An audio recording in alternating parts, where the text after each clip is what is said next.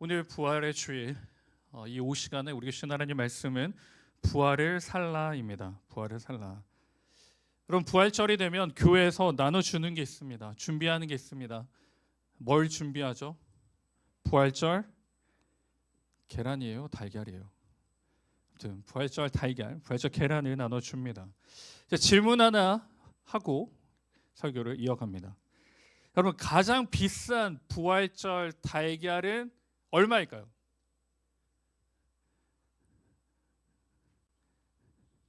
부활절, 이 세상에서 가장 비싼 부활절 달걀은 얼마일까요?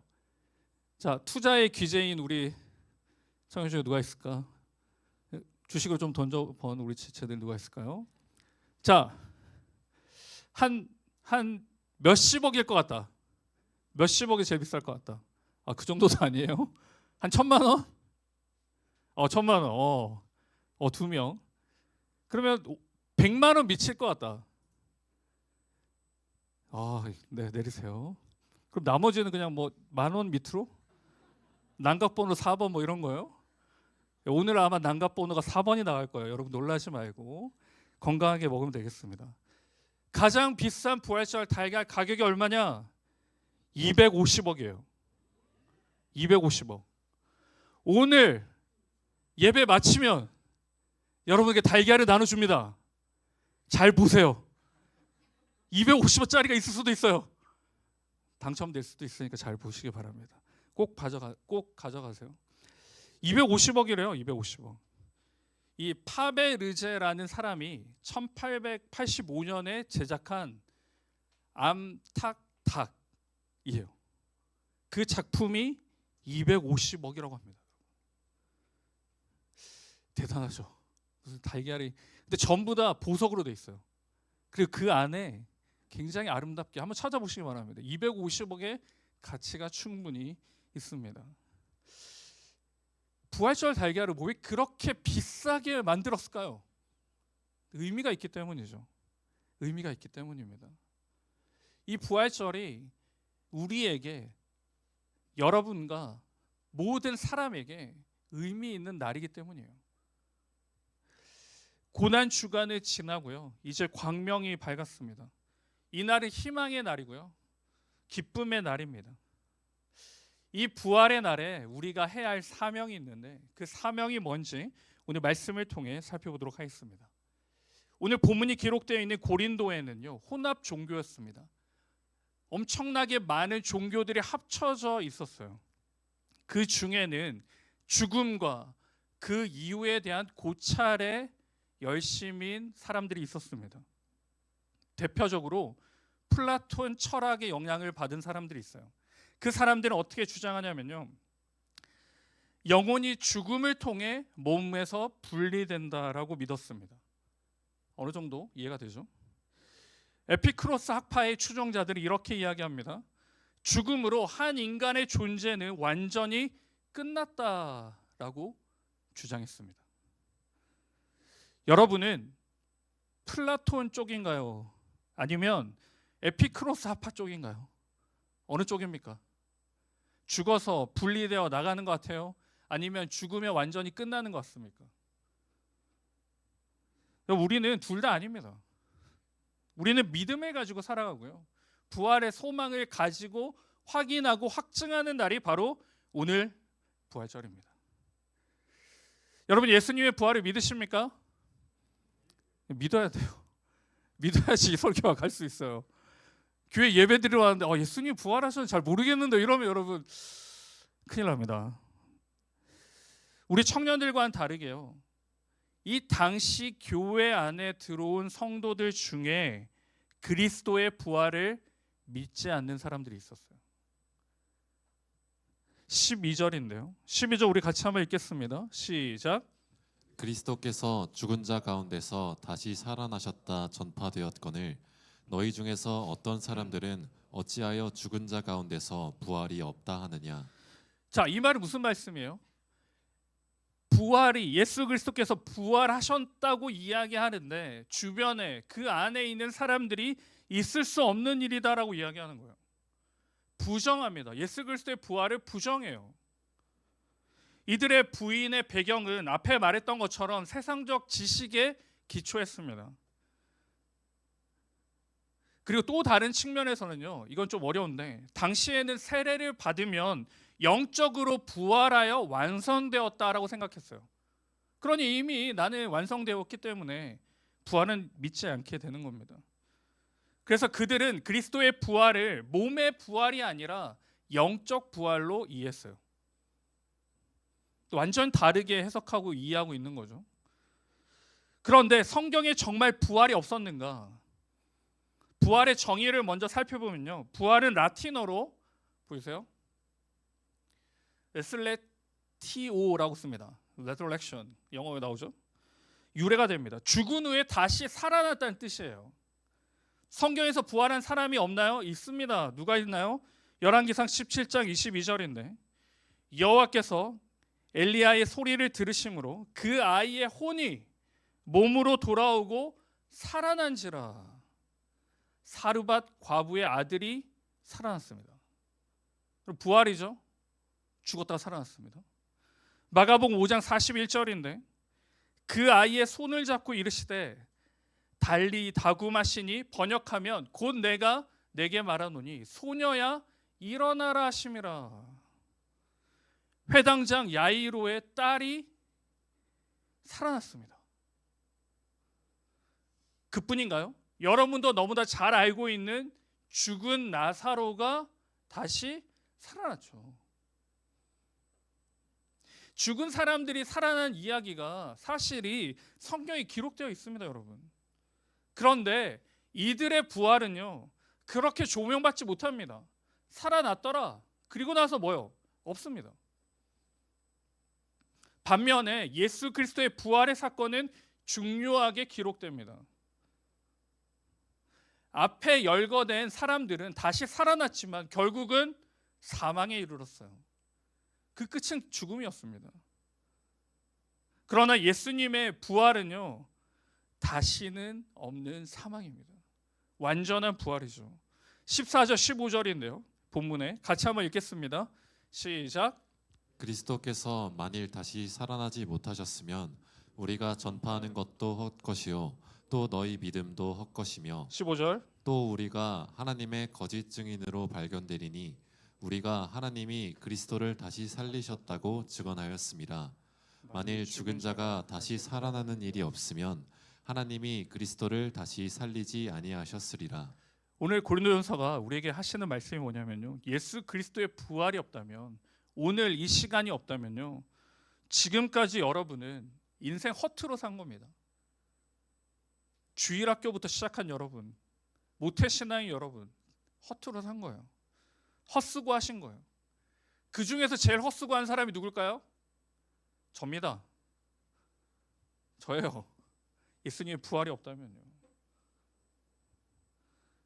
위로해 주세요, 여러분. 제가 제일 헛수고했대요. 그런데 정말 그런가? 여러분, 어느 종교도 자신들의 교리가 잘못되면 너희는 망했다, 너희의 존재는 없다, 의미가 없다라고 주장하는 종교가 없습니다, 여러분. 모두가 자신들의 정당성을 이야기하고 열심히 믿기만 하면 어떻게 된다라는 결과로 설명을 하죠. 오직 성경에서만 이게 거짓이면 너희는 망한 거다, 이게 거짓이면 너희들은 쓸데없는 짓 한 거다 라는 것이 성경에만 기록돼요, 여러분. 그럼 성경은 왜 굳이 이렇게 기록했을까요?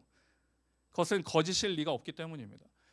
여러분, 제가 헛수고한 일이 없기 때문이에요. 여러분도 헛수고한 일이 없기 때문입니다. 그리고 더 나아가서 우리가 제정신인 것을 알게 됩니다. 누구를 통해서? 바로 이 사람이에요. 사도행전 26장 24절인데 같이 한번 읽겠습니다. 시작. 바울이 이같이 변명하매 베스도가 크게 소리내어 이르되 바울아 내가 미쳤도다 내 많은 학문이 너를 미치게 한다 하니. 여러분, 바울이 베스도의 법정에서 하나님을, 예수 그리스도를 증거합니다. 베스도가 뭐라고 해요? 네가 미쳤다, 네가 미쳤다. 용사고 들으세요? 여기 미쳤다고 나오니까요. 바울아 네가 미쳤도다. 근데 사도 바울의 답이 어떤 줄 아세요? 사도행전 26장 25절에 바울이 이르되 베스도 각하여 내가 미친 것이 아니요 참되고 온전한 말을 하나이다. 29절에 바울이 이르되 말이 적으나 많으나 당신뿐만 아니라 오늘 내 말을 듣는 모든 사람도 다 이렇게 결박된 것 외에는 나와 같이 되기를 하나님께 원하나이다 하니라. 나와 같이 되기를 원하노라. 내가 미친 게 아니다. 나는 참 진리 가운데 있고 그 진리가 나에게만 유익한 게 아니라 베스도 당신에게도 유익하니 나와 같이 믿음이 있기를 원하노라라고 요청하는 거예요. 사랑하는 여러분, 이 사도 바울이 왜 이렇게 합니까? 왜 이렇게까지 할까요? 진리를 알기 때문이에요. 진리를 만났기 때문입니다. 우리에게 가장 기쁜 소식인 바로 예수 그리스도의 부활을 그가 경험했고 그 사랑 가운데 누렸기 때문에 고백하며 선포하며 살아갑니다. 나사로나 다른 사람들의 부활이 있었지만요, 그 부활은요 결국은 자신들의 죄에 갇혀서 죽게 됐습니다. 반면에 예수님의 부활은 어떻습니까? 우리 죄 때문에 죽으셨습니다. 다른 사람의 부활은 완전하지 않아요. 다시 죽음의 날로 갑니다. 그러나 예수님의 부활은 완전한 부활입니다. 20절에 보시면 그러나 이제 그리스도께서 죽은 자 가운데서 다시 살아나사 잠자는 자들의 첫 열매가 되셨다라고 이야기해요. 이 죽음을 미화해서 잔다라고 표현하고 있죠. 그리스도의 부활은요, 아담으로부터 이어져 내려오던 죽음이 이제는 완전히 해결된 것을 나타냅니다. 조금 흥미로운 건 뭐냐면요, 히브리어로 사람이 어떻게 표현되는지 아십니까? 히브리어로 사람이 뭐라고 할까요? 어떤 단어를 사용할까요? 아담입니다. 아담이에요. 첫 번째 아담, 첫 번째 사람이 하나님 앞에 불순종함으로 죄가 들어오고 사망이 들어왔지만 두 번째 사람 대신 예수 그리스도의 순종으로 말미암아 그 모든 것들이 끊어지고 해결되었습니다. 그러면 이 예수 그리스도의 부활이 우리에게는 어떤 유익이 있을까요? 이 하이데베르크 요리 문답을 살펴볼 텐데요. 45분에 문제가 이렇습니다. 그리스도의 부활은 우리에게 어떤 유익을 줍니까? 첫째는요, 그리스도는 부활로서 죽음을 이기셨으며 죽음으로써 얻으신 의에 우리로 참여하게 하신다. 좀 어려운 표현인데 무슨 말이냐? 그리스도에 의해 참여한다라는 말은요, 쉽게 설명하면 예수 그리스도가 죽기만 했으면 아담이 지은 죄만 해결된 거예요. 그 상태 이전으로 돌아갑니다. 달리 말하면 다시 죄를 지을 수가 있어요. 죄가 해결된 게 아니에요. 그러나 그리스도의 의에 동참하는 것은 완전히 회복되었음을 이야기합니다. 완전히 끊어졌음을 나타납니다. 둘째, 새 삶을 얻게 됩니다. 그의 능력으로 말미암아 우리도 이제 새로운 생명으로 다시 살아났습니다 합니다. 새 삶을 얻게 됩니다. 소망을 얻습니다. 그 소망 안에는요, 우리의 작정만으로 안 됩니다. 다짐만으로 안 되고 결심만으로 안 돼요. 그의 능력이 있어야 됩니다. 그의 능력이 있을 때 새 소망을 가지고 살아갑니다. 마지막으로는요, 죽음으로 모든 것이 끝난 게 아니라 우리에게 부활의 확실한 보증을 주십니다. 이 본문 32절인데요. 내가 사람의 방법으로 에베소에서 맹수와 더불어 싸웠다면 내게 무슨 유익이 있으리요? 죽은 자가 다시 살아나지 못한다면 내일 죽을 터이니 먹고 마시자 하더라. 우리에게 부활의 소망이 없으면 어떻게 사느냐? 이렇게 나오는 거예요. 먹고 마시자. 내일 죽을 텐데 뭐하러 노력하냐? 죽음으로 모든 것이 끝이 나면요, 세상에서의 삶의 절제와 책임성을 가지고 살 이유가 없습니다, 여러분. 이 한평생, 이 짧은 인생 왜 그렇게 살고 있어요, 여러분? 어디서 나오느냐? 이 말씀이요, 구약성에 동일하게 나옵니다. 이사야 22장 13절인데 같이 한번 읽습니다. 시작. 너희가 기뻐하며 즐거워하여 소를 죽이고 양을 잡아 고기를 먹고 포도주를 마시면서 내일 죽으리니 먹고 마시자 하는도다. 여러분, 우리의 모습과 비슷하지 않습니까? 내일이 없어요. 여러분, 정말 죽음 뒤에 하나님의 그 영광의 날이 있다라고 생각하십니까? 그러면 우리의 삶은요, 이 부활절날 다시 결단하고 결심하셔야 돼요. 뭘요? 하나님 앞에 살기로. 부활이 있기에, 그 하나님이 나를 기다리고 계신 시간이 있기에 우리는 거룩하게 살 수밖에 없는 겁니다. 그런데 지금 이 세상은 어때요? 언제 죽을지 모르니 먹고 마시자. 먹고 마시자. 그래서 본문 33절을 보시면 속지 말라. 악한 동무들은 선한 행실을 더럽히나니. 34절인데요. 새 번역입니다. 같이 있습니다. 깨를 행하고 죄를 짓지 말라. 하나님을 알지 못하는 자가 있기로 내가 너희를 부끄럽게 하기 위하여 말하노라. 제가 새 번역으로 읽어드릴게요. 똑바로 정신을 차리고 죄를 짓지 마십시오. 여러분을 부끄럽게 하려고 내가 이 말을 합니다만 여러분 가운데서 더러는 하나님을 아는 지식이 없습니다. 부활절날 기억해야 될 건 뭐냐면요, 속지 않기 위해 하나님을 아셔야 돼요. 속지 않기 위해 하나님을 만나셔야 되고요, 그 하나님을 붙잡으셔야 됩니다. 그래야 지금 이 삶이 끝이 아니라 그 부활의 소망을 가지고요, 하나님을 기대하며 살아가게 되는 것입니다.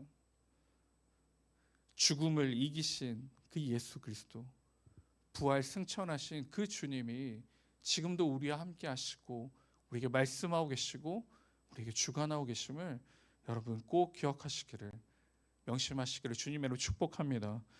우리 삶이요, 촛불처럼 맹렬하게 타오르다가 서서히 꺼져가는 그런 인생이 아님을 오늘 부활절은 우리에게 알려줍니다. 여러분의 이 청년의 때가 굉장히 활활 타오르고 멋지다가 나이가 들면서 서서히 꺼져가는 촛불이 아니라요, 여전히 타오르면서 그 타오름이 하나님 앞에 나아가는, 그것이 바로, 그걸 기억하고 명심하는 날이 바로 이 부활절입니다. 그러니 여러분, 내 뜻대로 안 된다고 좌절하고 절망하지 맙시다. 내가 원하는 대로 안 된다고 생각하며 무너지지 맙시다. 왜요? 우리는 이 땅이 아니라 하늘 소망을 두고 사는 사람들입니다. 그러니 달라야죠. 이 부활절을 고백하고 진실로 부활하셨다는 고백을 하는 청년 여러분, 옆에 있는 친구들과는 다르게 반응하셔야죠. 그 하늘 소망을 두고 나를 위해 죽으시고 부활하신 그 예수님, 그분이 지금도 나를 위해 중보하고 계심을 꼭 믿음으로 명심하시기를 축복합니다. 그래서 지금부터요, 여러분 좌절 절망이 올 때 예수 그리스도의 그 십자가를 기억하세요. 그리고 그 부활을 고백하시기 바랍니다. 나는 여기서 끝나는 인생이 아니라 하나님의 영광의 날이 있음을 입술로 고백함으로 내 삶이요, 완전히 역전되는 그 은혜와 축복을 오늘부터 매 순간순간 이뤄가시는 우리 모두가 되기를 주님의 이름으로 축원드립니다. 아멘.